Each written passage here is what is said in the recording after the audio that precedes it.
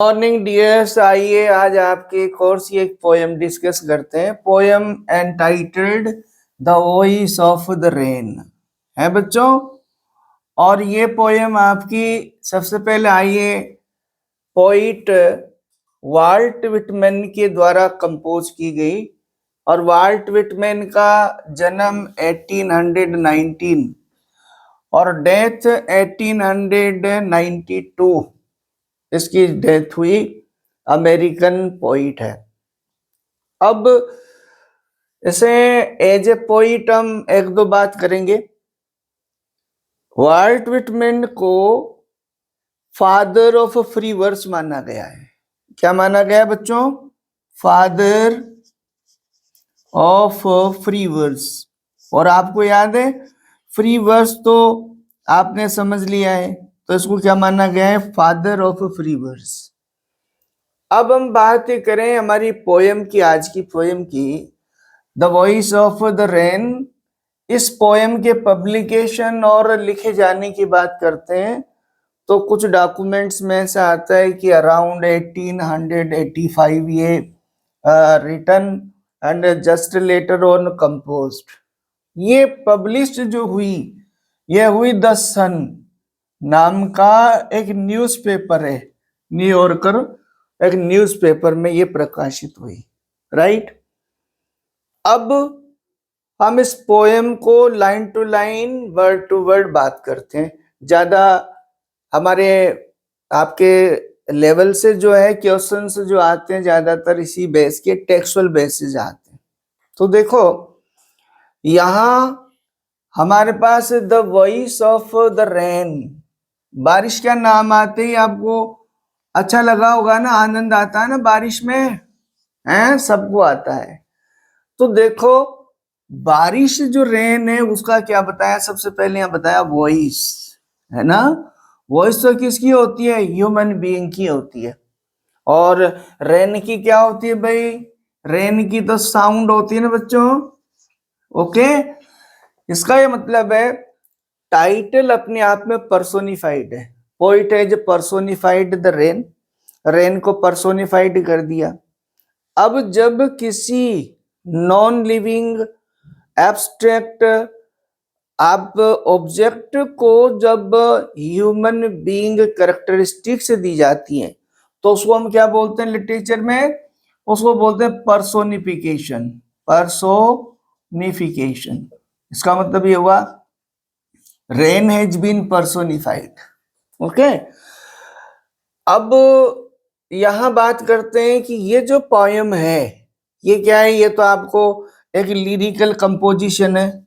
Lyric है, lyrical composition है ना। और कौन सा टाइप का लिरिकल कंपोजिशन है? फ्री वर्स है, फ्री वर्स। ये क्लियर है। यहां एक और चीज आपको समझेंगे, इसमें हमारे पास इसको थोड़ा देखने के लिए, समझने के लिए देखो, इसमें दो हैं। एक तो बारिश है, एक तो कौन है? बारिश, रेन, रेन।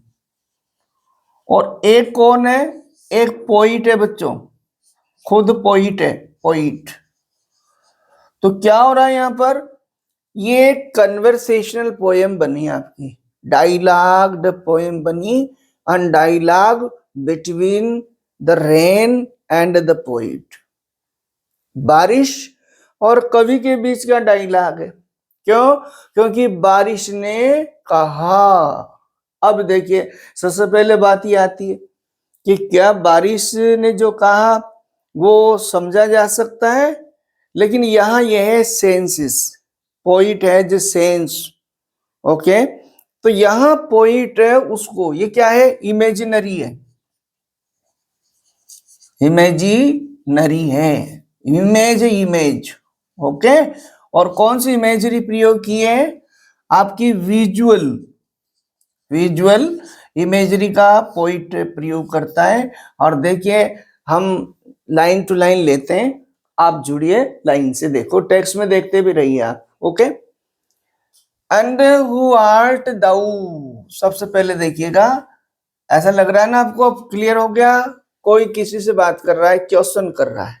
पोइट इंटरोगेटिवली पोइट इंटरोगेटिवली आस, एक प्रश्न के साथ बात करता है। और किससे बात करता है? आपको समझ आ रहा है यहाँ कौन है? रेन। रेन से बात करता है। ओके, यहां देखो बच्चों, एक तो है आपका आर्ट और एक है दाऊ। ओके, इसका ओल्ड फैशन इंग्लिश में आर्ट मीन्स आ और दाऊ मीन्स यू। ठीक है, इसको क्या बोलेंगे? इसको बोलेंगे archaic word. Poet in the opening stanza as soon as it starts addresses the rain and with the archaic words and interrogation के साथ बात करता है। और क्या कहा? and who art thou, कौन हो तुम?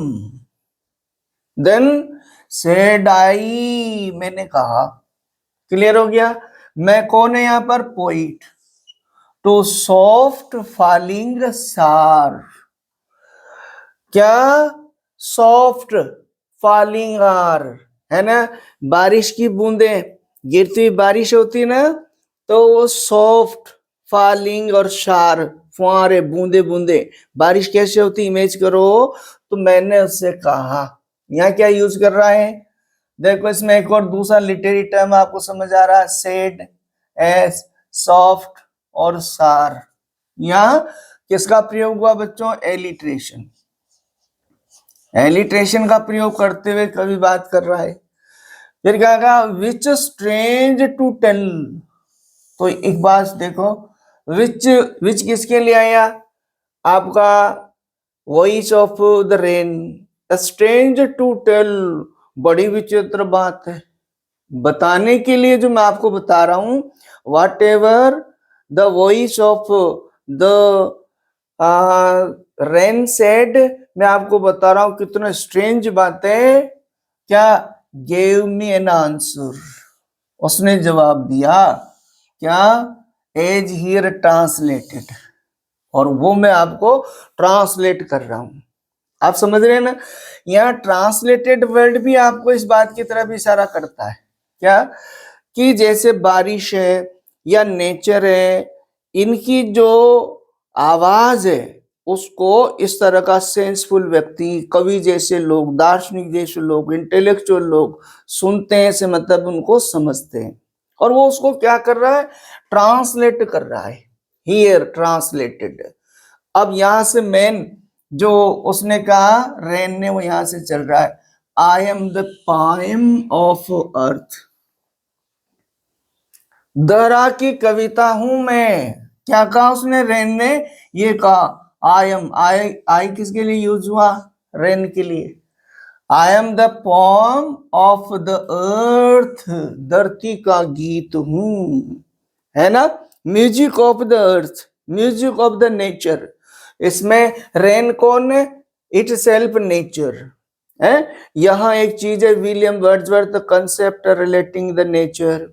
विलियम वर्ड्सवर्थ का कंसेप्ट, विलियम वर्ड्सवर्थ ने क्या कहा? He sloganized that nature is alive, nature has a spirit, nature has a soul। तो यहाँ देखो भाई कहा जा रहा है, I am the poem of the earth, said the voice of the rain। Rain ने कहा। आपसे पूछा जाएगा क्वेश्चन कि बारिश ने, रेन ने क्या कहा? तो उसने कहा, I am the poem of the earth। Okay, चलिए इसमें साथ के साथ ही लेते चल रहे हैं हम, ताकि बार बार आपको जो है समझ आ जाए, वो कंफ्यूज नहीं हो। इसमें क्या है? मेटाफर। किसका प्रयोग किया है? यहाँ मेटाफर का प्रयोग किया है। मेटाफर क्या? I am the poem of the earth, ये किसको दे दिया रूप? रेन को। इटरनल आई राइज, और हमेशा आई राइज, मैं उठती हूं से मतलब मैं बनती हूं। और कहा? इम्पाल्पेबल, आपको याद है इसका मतलब है अस्पष्ट, जिसे देखा न जा सके, अनविजिबल। अरे भाई आप कंसेप्ट ऑफ, आप बारिश को देखो, बारिश का कंसेप्ट क्या होता है? जैसे देखिएगा ये धरती है, इस धरती में जो पानी के जो रिसोर्सेज है, वाटर है ना, ये हीट पाकर ये जैसे धरती है इसके पानी के सोर्सेज है और यहाँ से फिर अदृश्य रूप से गैस के रूप में ऊपर उठती है और फिर ऊपर उठने के बाद ये क्या उसका रूप क्या बन जाता बादल, बादल के रूप में। तो इसका मतलब है आपने साइंस में पढ़ा होगा cycle of water, cycle of water, water का जो साइकिल है कि बारिश कैसे बनती है, धरती से पानी वाष्प वेपरेशन प्रोसेस के माध्यम से ऊपर जाता है, फिर वो वापस क्या बादल के रूप में। तो कह रही है इटरनल आई राइज, अब समझ गए ना आप, impalpable out of the land, ये देखो ये क्लियर हो गया, आउट ऑफ द लैंड कहां से, धरा से, धरती से, एंड द बॉटमलेस सी, यहां आया ना बॉटमलेस, वैसे बॉटमलेस का मतलब तो क्या है विदाउट बेस, लेकिन यहां बॉटमलेस का मतलब है गहरे समंदर, समंदर से धरती से जो पानी है वहां का वो आपका एक प्रोसेस वेपरेशन के द्वारा ऊपर उठता है, हमेशा ये प्रोसेस चलता है। आया आपका अपवर्ड टू हेवन, किसकी तरफ, यहां हेवन से क्या मतलब है sky, upward to heaven sky की ओर मीन्स ऊपर की ओर में हमेशा उठती हूँ। वेंस, एक और वर्ड आया आपका यहाँ देखो, वेंस का ये भी आपका आर्केइक वर्ड है और इसका मतलब है फ्रॉम वेयर, फ्रॉम वेयर इसका मतलब है फ्रॉम वेयर। और वोगली मीन्स आपका जो है अस्पष्ट अनक्लियर, फॉर्म्ड, आपको बहुत साइंटिफिक प्रोसेस से बात की जा रही है कि जब आपकी बारिश का जो प्रोसेस है वेपरेशन होता है तो ऊपर उठता है तो क्या होता है अपना रूप लेती, फॉर्म्ड का मतलब अवस्था में जाती है, लेकिन वो क्या है देखा नहीं जा सकता। देख सकते हो कि रेन को, उसके प्रोसेस को देखो, ऑल टुगेदर चेंज्ड, फिर मेरा रूप बदल जाता है, मैं कैसे गैस फॉर्म में फिर लिक्विड फॉर्म में आ जाती हूं ये बताना चाह रही है। एंड येट द सेम, और फिर इस तरह से मैं अपना रूप प्राप्त कर लेती हूँ। तो इसका मतलब पहला जो स्टेंजा है वॉइस ऑफ द रेन ने क्या कहा, मीन्स पोइट क्या बताना चाहता है, the process of the rain. Okay, अब देखो आई डिसेंड टू लेव, अब देखो उसका बारिश का जो है उसका इंपॉर्टेंस बताने के लिए मैं डिसेंड का मतलब नीचे आती हूँ, गिरती हूँ, क्या, टू लेव, लेव से मतलब वास, धोने के लिए, किस किस को, द ड्रॉट्स, सूखा, सूखी लैंड, ड्रॉट जो होता है उसको, एटॉमिक छोटे छोटे पार्टिकल्स, मिट्टी के पार्टिकल, स्मॉल पीसेस इनको, dust layers of the globe, धरती से क्या मिट्टी की जो लेयर पड़ते हैं पेड़ पौधों पे, धरती पे, इन सब को धोने के लिए मैं उतरती हूं। एंड ऑल दैट, और फिर इन देम, और इनमें, विदाउट मी वर सीड्स ओनली लेटेंट, क्या कहा, इसका मतलब कवि ये कहना चाह रहा बारिश के बिना जीवन नहीं हो सकता। वो बारिश की जो वॉइस है उसमें कवि कह रहा है कि ये सब मेरे बिना क्या हो गए, जैसे सीड से ओनली लेटेंट पड़े रहेंगे अनबोर्न, और इसका मतलब है यानी स्प्राउट मीन्स उनका वापस क्या वो ग्रो नहीं करेंगे, नहीं उगेंगे, मीन्स बारिश के बिना धरती पर किसी तरह का नया सृजन नहीं होगा। एंड फॉर एवर, और फिर हमेशा के लिए, फॉर एवर हमेशा हमेशा के लिए, by day and night I give back life to my own origin. यहाँ आपका आया आई गिव लाइफ से मतलब है कवि ने कहा rain is the origin of the human life, और आपका इसमें रिन्यूअल प्रोसेस भी बताया बारिश का, रिन्यूअल प्रोसेस, बारिश कैसे अपना रूप बदल कर नए रूप में फॉर्म में आती है, जिस पे जिंदगी निर्भर होती है, मनुष्य का सारा सृजन आया यहाँ पर देखो, back life to my own origin, own origin क्या है, वापिस धरती से, बारिश क्या अपना वेपरेशन के रूप में बादल बनती है, बादल के रूप में वापस पानी बनती है, और फिर वापस यही प्रोसेस चलता रहता for ever. And make pure and beautify it, और फिर मैं क्या करती हूँ, इसको प्योर करती हूँ। सब सारी जिंदगी या सारे जो जितनी भी चीजें उनको प्योर करती हूँ, और ब्यूटीफाई इट, इसको धरती को उसको ब्यूटीफाई करती हूँ। तो इन दोनों में ये चीजें आपको बताई। ओके, आप यहाँ लिटरेरी टर्म के हिसाब से देखो, यहाँ एंड को देखो, उसको देखो, ये क्या है बच्चों, एनाफोरा। आपको याद है ना, एनाफोरा हमने डिस्कस कर लिया। आपको याद है कि जब किसी स्ट्रेंजर में दो लाइन के बिगिनिंग में सेम वर्ड्स स्टार्ट होते हैं तो उसको एनाफोरा बोलेंगे। अब यहाँ कवि जो है ये ब्रैकेट में लिखा हुआ है ये, और इसका मीन्स क्या होता है कि ये मेन लाइन नहीं होती पोएम की, ये सपोर्टिंग लाइंस होती है। और इसी के पैरेलल इसमें क्या यूज किया, पैरेललिज्म यूज किया है।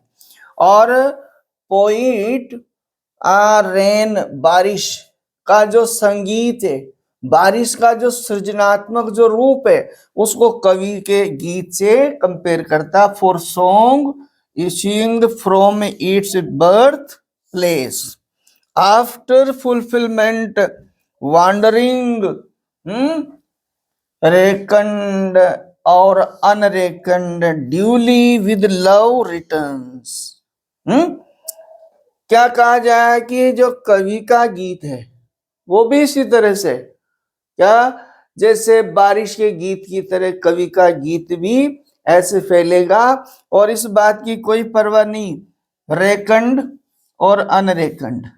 कोई सुने, रेकंड का मतलब है लिसन, सुने या ना सुने, सुने या ना सुने, दैट मीन्स पसंद करे या ना करे, लेकिन वे जो कविता को, कवि के गीत को पसंद करेंगे और वो एप्रिसिएशन थ्रू लव और प्रेम जताकर उसका इंपॉर्टेंस बढ़ाएंगे।